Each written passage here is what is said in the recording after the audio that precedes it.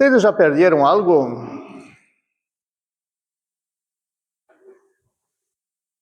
La cabeza, esa está bien pegada, ¿no?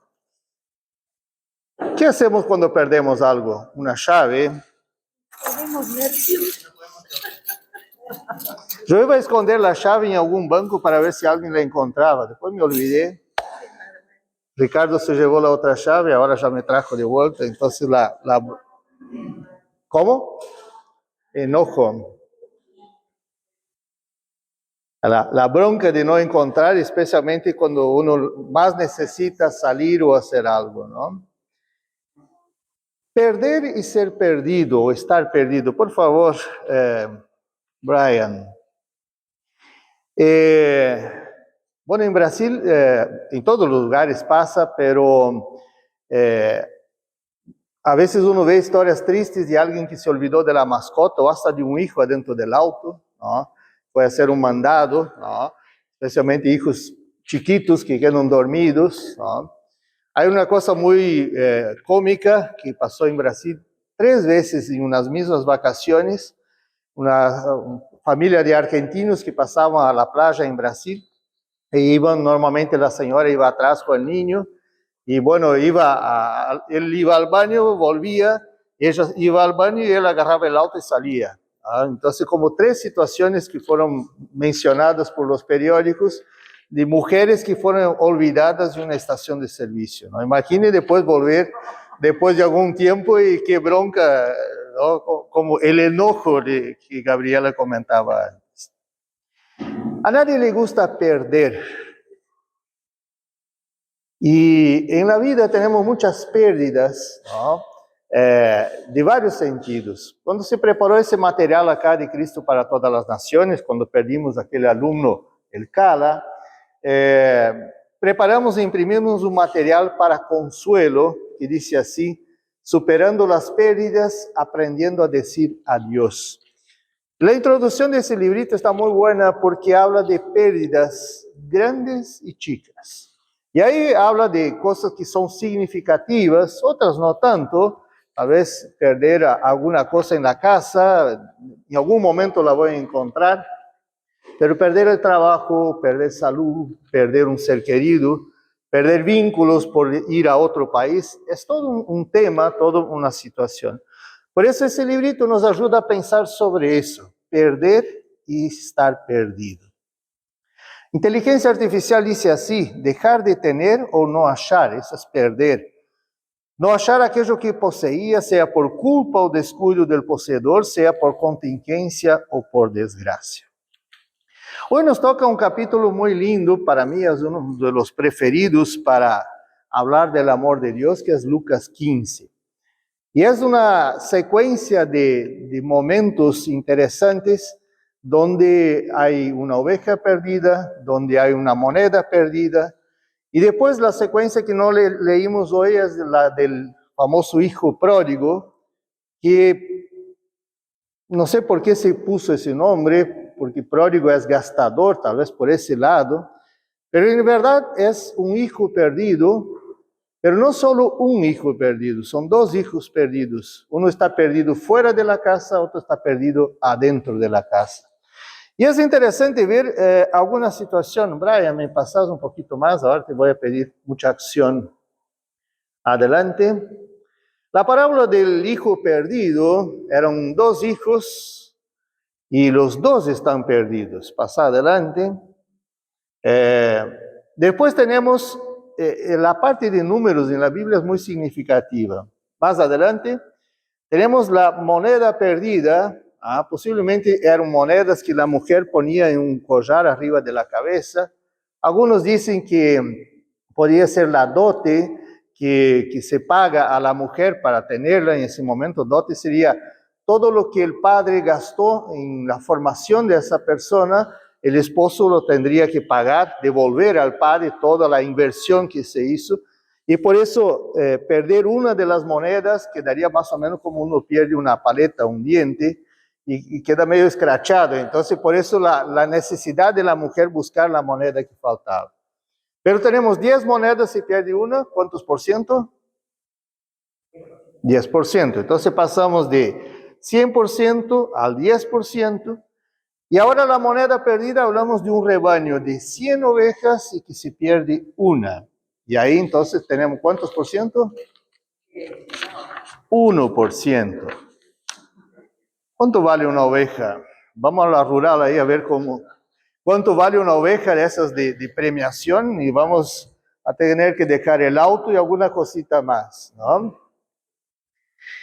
No sabemos si esa oveja perdida, el pastor era el dueño de la oveja, posiblemente no, posiblemente el pastor, por eso no era considerada una profesión digna, se quedaba en contacto con los bichos, con otros animales impuros, pero igual es una oveja que es importante, por eso él deja 99, dice ahí en el desierto, en un lugar descampado, para ir detrás de la oveja que faltaba. ¿Cómo interpretar una parábola? ¿Quién me ayuda? Hay parábolas fáciles. Semana que viene me toca de vuelta a predicar y es una que me va a costar un poquito de tiempo para entender cuál es la dinámica, porque no hay un contexto.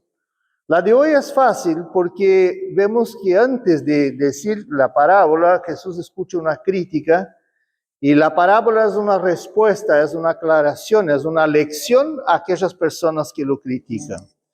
Y ahí la crítica era, todos los cobradores, una más puede ser, todos los cobradores de impuestos y pecadores se acercaban a Jesús para escucharlo. Los fariseos y los escribas comenzaron a murmurar y decían, este recibe a los pecadores y come con ellos. Pasa una más, por favor. Otra más. Ahí está. ¿Quiénes eran los fariseos y los escribas? Vamos a empezar por la segunda parte. ¿Qué dice la palabra? Escriba. ¿Todos ustedes saben escribir? Ahora sí. En la época no era muy común, pero los escribas eran las fotocopiadoras. No había otra manera de escribir pergaminos, de imprimir pergaminos, y eran las personas que escribían los textos bíblicos, por eso la palabra escribas. Y eran muy responsables en esa parte porque cuando terminaba una hoja de cuero del pergamino, ellos contaban tantas las letras que había en el texto hebreo es solo de consonantes, no tiene vocales, las vocales se memoriza, ¿no? Se entiende por el contexto. Y ellos contaban cuántas letritas había para no equivocarse con el texto bíblico. Eran muy radicales, muy exactos, muy literales. Y eso les daba también un conocimiento muy grande de la Biblia, porque sabían realmente lo que estaba escrito. Y esos escribas conocían las profecías del Antiguo Testamento que hablaban de un nuevo pastor que venía a cuidar las ovejas perdidas. Y conocían posiblemente el texto de Ezequiel de hoy de memoria, y por eso de esa manera compartían una crítica, porque Jesús se estaba metiendo con gente que no era adecuada. Fariseos, un ex vicario acá de la congregación, Héctor Hoppe, que algunos lo conocieron, un día recién el pastor André había llegado, estuvimos a un almuerzo en conjunto, y él decía, los fariseos no son mala gente. Y realmente eran personas muy interesadas en vivir la fe de una manera conservadora, fiel. El tema es que se pasaba un poquito de la raya. Cuando mandaban hacer ayuno, no hacían tanto el ayuno, que se ponían talco para parecer pálidos. La hora de rezar, no rezaban tal vez con tanta calidad, pero sí con la apariencia, y por eso rezaban en las plazas, en las esquinas donde pasaba más gente. Para observar la ley de Dios, no solo observaban los 10 mandamientos, crearon un montón de leyes más. De esa forma tenían entonces otras cosas para cumplir. Y entre esos mandamientos estaba uno que habían profesiones normales y profesiones no muy bien reglamentadas. Y una era de los pastores de ovejas. Pero ahora los fariseos tienen una otra crítica, una crítica que le pesa en el bolsillo. ¿A quién critican cuando ven a Jesús en la multitud? Critican a Jesús porque se mete con gente, especialmente los menciono, los publicanos, que eran en verdad las personas públicas que cobraban el impuesto para Roma. No solo porque cobraban impuesto, porque se quedaban también con la plata de la gente. Más o menos vamos a imaginar, David Rodi es un agente de cobrador de impuestos de la, ¿cómo se llama? De la DGI, ¿no? Pero la plata que él recauda, una parte se queda para él, pero la otra parte no se queda en el país. Vamos a imaginar, va para Argentina o para otro país vecino. Y la bronca de la gente era por eso, no solo porque les cobraba mucho más de lo que era debido. Y esa persona normalmente estaba en contacto con otros extranjeros que eran considerados impuros para los fariseos. Y por eso la crítica es, ¿cómo que Jesús no está solo con los religiosos de su época y se mete con personas que son ajenas al principio de la fe? Era una crítica muy fuerte para Jesús porque no solo conversaba con la gente. ¿Quién era Mateo? Quien está mirando The Chosen sabe bien quién era Mateo, ¿no? Cobrador de impuestos. ¿Qué hace Mateo cuando Jesús lo invita a seguirlo? Deja todo, pero invita a Jesús a hospedarse en su casa. Y ahí no se trataba solo de comer, pero también llevaba todo el bando de discípulos a dormir en la casa de un corrupto. Saqueo, ¿quién fue Saqueo? Otro cobrador de impuestos que se trepa a un árbol para desde allí poder ver a Jesús. Hace una fiesta cuando Jesús dice que hoy voy a comer en tu casa, invita a otros y después incluso devuelve la plata que había robado, devuelve 4 veces más. ¿Por qué Jesús responde con 2 parábolas sobre cosas perdidas?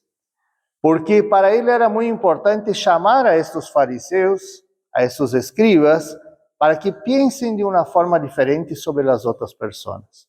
Uno más, por favor. Hay distintas maneras de encarar las parábolas. Yo puedo encarar la parábola de la oveja perdida como una de las 99 que están ahí esperando porque el pastor se fue a buscar una oveja perdida. Yo puedo encarar por el punto de vista del pastor, no solo porque soy pastor, pero cada uno de ustedes es un pastor que sale a buscar personas perdidas. Por eso damos el testimonio de nuestra fe, por eso buscamos ayudar personas que a veces no conocen a Jesús. Pero esa frase me llamó la atención.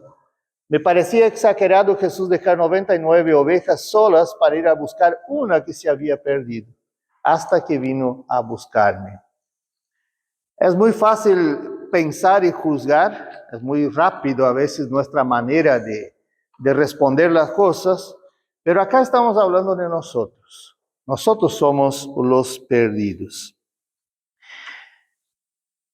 Perdidos que son buscados y encontrados. Y ahí es interesante ver por qué Jesús cuenta 2 historias parecidas.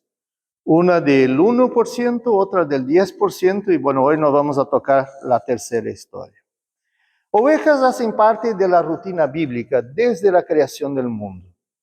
Son animales creados por Dios. En la Biblia hay 286 veces que aparece la palabra oveja. No significa que leí toda la Biblia para contar esa semana. Por suerte la computadora me ayuda. Hay 177 veces que habla cordero, hace una diferencia. Después nosotros cantamos siempre el Cordero de Dios. Y es interesante cómo Dios utiliza cosas de la naturaleza, cosas comunes para el pueblo de Dios, para hablar de cosas no comunes o sobrenaturales. Y ahí vemos algo interesante, que Jesús elige esa perspectiva. El Salmo 23 antes ya nos mostró. Si la oveja no tiene un buen pastor, está perdida. Perdida en el sentido de tener un desafío de vida. Y acá vemos la interesante situación de la oveja. La suerte de esa oveja depende si su pastor es un pastor fiel, si es un pastor responsable o no. Y empieza porque la oveja es de fácil salida. En portugués hay un dicho popular que es María vai com as outras. No sé si acá hay algo parecido. María es un nombre muy, ¿no? Muy común. Como una persona que se deja llevar por otras y sigue la corriente, sigue atrás de otros, ¿no? ¿Cómo? Influenciable. La oveja, si hay algún ruido, la oveja dispara. Y eso doy fe porque mis abuelos criaban ovejas y yo ayudaba a veces en algunas vacaciones, y cuando una sale corriendo, salen todas las otras de atrás. Si miramos para nuestra realidad a nivel actual, es muy fácil seguir corrientes, ser influenciable por otras situaciones. Las ovejas son tímidas, se asustan con ruidos. Podemos decir que son insensatas, que a veces se meten en peligro en lugares complicados. Tal vez por una pequeña porción de pasto se mete cerca de espinas, de piedras, de abismos.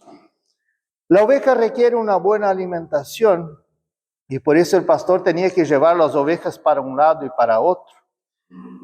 La oveja, depende del tamaño de la oveja, si se cae y por la lana, especialmente si está mojado, queda con las patas para arriba, ella no puede dar vuelta sola. Pero más complicado que eso es que la oveja adentro, como come pasto, el pasto genera gases y el gas que queda adentro cuando la oveja está de pata para arriba empieza a profundizar y dificultar la respiración y mismo la circulación. Por eso el pastor que va en la búsqueda de la oveja perdida, ¿qué hace? ¿Dónde la pone? En los hombros. Porque la oveja no puede caminar sola después de estar perdida. Posiblemente la oveja estaba de esa manera. El pastor deja las 99 y ahí uno se pregunta, ¿pero dejó solas? El contexto de la época decía que no, siempre eran 2, 3 o 4 pastores, no era que un pastor cuidaba de las 100 ovejas, pero cuando llegaban al redil, ahí contaban las ovejas, y más que eso, se daban cuenta, y normalmente, por eso dice que el pastor llama a las ovejas por su nombre y ellas contestan la voz del pastor. Él ya antes de llegar al redil ya estaba atento a si una oveja estaba perdida. Porque si estaba perdida, posiblemente, si no llegara a tiempo, se iba a complicar. ¿Y qué hace Jesús con la crítica que había recibido? Apunta el dedo a cada uno como un espejo para que miren su realidad y digan, ¿y ustedes, si fueran como un pastor que tiene 100 ovejas, no harían eso de salir a buscar la oveja que está perdida? ¿Ustedes serían responsables de una oveja que se perdió solo porque estoy cansado, el sol está muy fuerte, hoy no tengo ganas de buscar la oveja? ¿Qué tipo de pastor sería? Y por eso Jesús llama a los fariseos, a los escribas, a esa reflexión. Miren el espejo. Esas personas que ustedes ahora están criticando son también perdidas, y por eso después la crítica con el hijo pródigo va a ser algo parecido. Nosotros somos pastores elegidos por Dios para cuidar de otras ovejas. Nosotros fuimos una oveja perdida y hoy somos una oveja encontrada, que cambia su rol también en la perspectiva de, a estar atento a otras ovejas que a veces pueden estar perdidas. Adentro de la casa, en la familia, afuera de la casa, vecinos, compañeros de trabajo, o mismo personas que no conocemos, que a veces con un simple saludo, un buen día, pueden empezar a tener una buena manera de contactarse. Yo podría terminar acá con el amén, pero creo que la otra parábola de la moneda nos ayuda a pensar en algo más. ¿Cuál es la diferencia entre la oveja y la moneda? Primero, tal vez plata, ¿no? Nosotros, ¿cuál es la moneda que más vale hoy? ¿Cuántos pesos vale la moneda más importante? Fernando, sos especialista en monedas. ¿Cuánto vale la moneda más importante que tenés en tu casa, en la colección? Más o menos.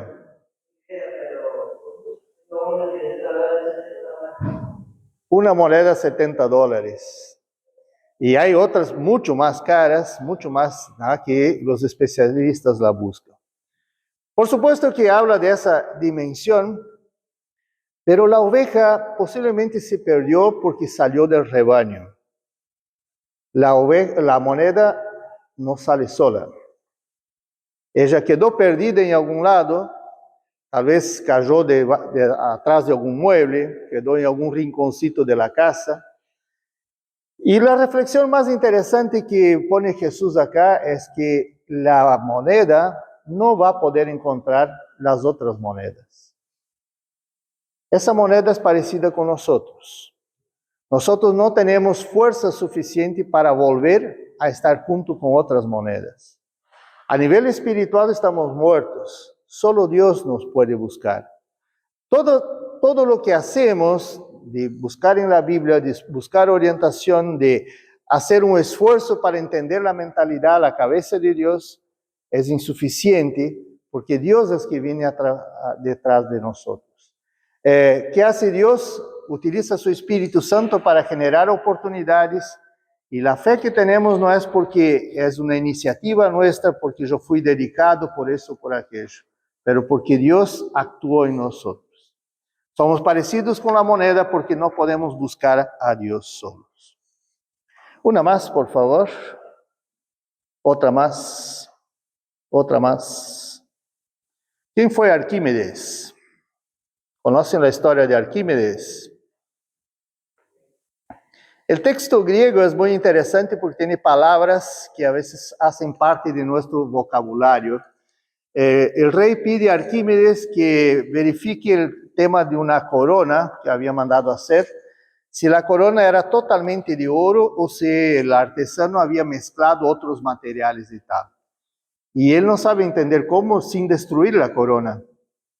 Y él busca experimentos hasta que un día al entrar en la bañera se da cuenta que cuando uno entra en la bañera, ¿qué pasa con el nivel del agua?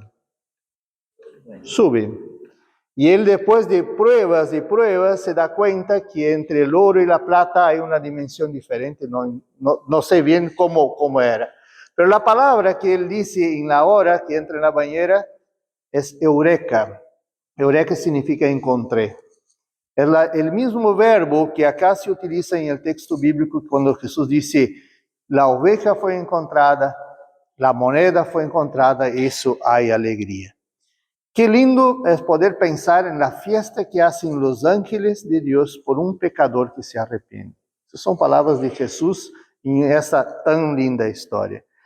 Que esa alegría del cielo sea una alegría también en la tierra, que nosotros podamos hacer fiesta como hizo el padre del hijo pródigo, que nosotros podemos vivir un clima de alegría, un clima de encuentro, porque estábamos perdidos, fuimos buscados y hoy estamos encontrados. Que Dios nos ayude hoy y siempre. Amén.